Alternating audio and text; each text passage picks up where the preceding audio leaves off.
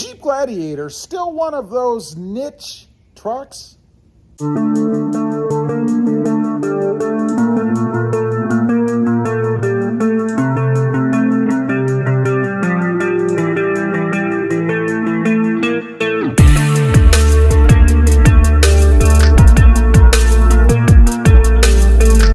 Well, good afternoon, everybody, and welcome back to ROBMOTIVEJT.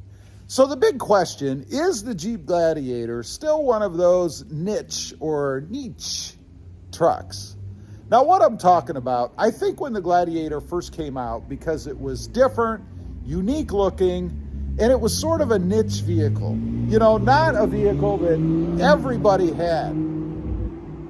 Well, that sounded nice. I wish my Jeep sounded like that.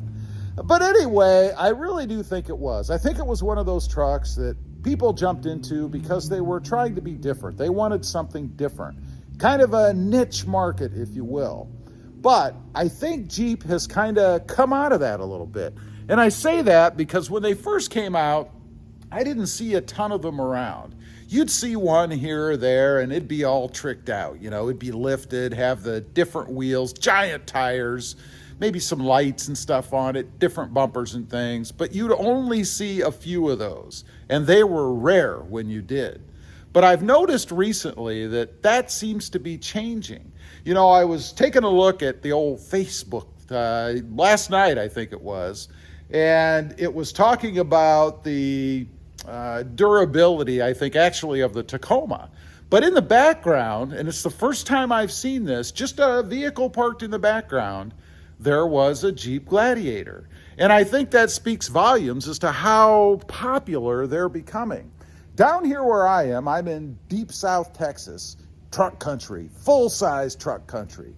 Although you do see tons and tons of Tacomas around, I think they're probably number one down here because you can't drive for 3 minutes without seeing one. But I am beginning to see many, many more Jeep Gladiators, to the point where at least every other trip or something I take out cruising around or running to the store or whatever, I do see a Jeep Gladiator. And I think there's a good reason for that. You know, they're not cheap to begin with. I think they're probably one of the most, if not the most, expensive truck that you can buy in the mid-size truck family. Somebody's out there cruising. But I think still you're seeing many, many more of them around, and I think there's good reason for it. One, they're fun to drive. I would say that the Jeep Gladiator is probably the funnest mid-size truck out there to drive. It has plenty of power, it handles well, and it's just a blast. I daily drive mine, and to be honest, it's the vehicle of choice for me when I go out and run around. I always jump in the Jeep Gladiator. Of course, part of that is because I don't want to leave my baby here, the Toyota Tacoma, parked in the parking lot. So I generally jump in the Jeep Gladiator. As far as comfort goes, I gotta say, I was very surprised after I had one for a while. You know, we also have a Jeep Wrangler back here. It's a two-door, typical Jeep, and it's rough. It's like riding around in a lumber wagon. My wife loves it. For me, yeah, not so much. It's not comfortable to get in and out of. It's really not all that comfortable to drive around in either. But the Jeep Gladiator is nothing like that.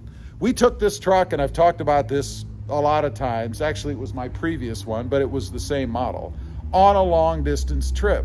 No issues with it, no back pain, no lower thigh pain, you know, all the stuff that you get when you're out driving around in a vehicle and it's not very comfortable. Wait a minute, there's that car. That's a whole different video.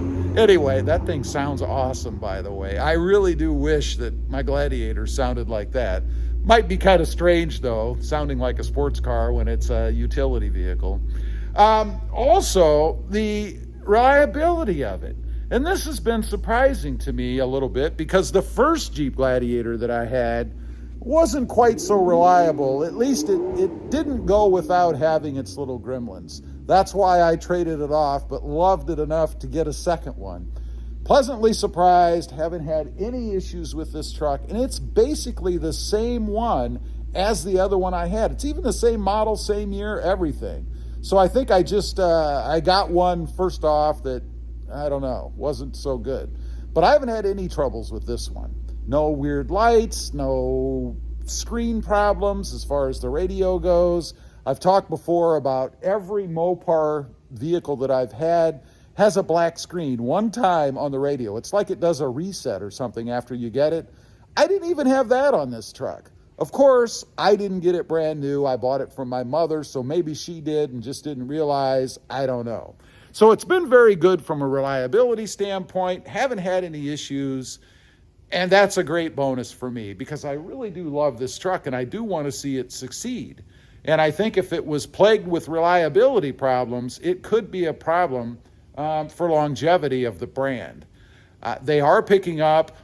As I mentioned, I'm seeing them all over the place now, so that bodes well. The mods for this truck, and that might be another reason why it's doing well so far, I think, because there is a modding community out there, of course, for Jeeps. And I think that one of the big positives that they had when they designed this truck was keeping a lot of it the same as what we have in the Wrangler, because that means that a lot of the parts that are on the Jeep Wrangler back there can fit on the Jeep Gladiator. So there wasn't really a lag in between coming out with a new brand and having the aftermarket folks come up with parts. There's a lot of things that are interchangeable. And I think for people like me who like to do mods and things, that bodes well for the modding community too.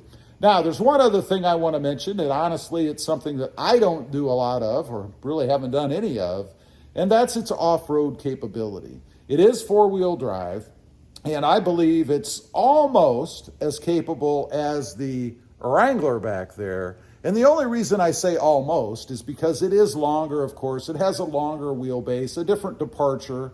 So it is going to be not quite as capable as the Wrangler is, which, by the way, I think is the #1 off-road capable vehicle. But still, it can hold its own. It can do almost as much as the Wrangler can off-road.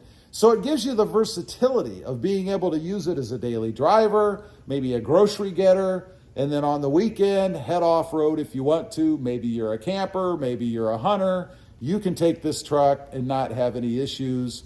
And by the way, it is a truck. So you do have the added benefit of having the bed space in the back to be able to throw your weekend warrior projects or anything else back there that you may not want to put inside of, let's say, an SUV.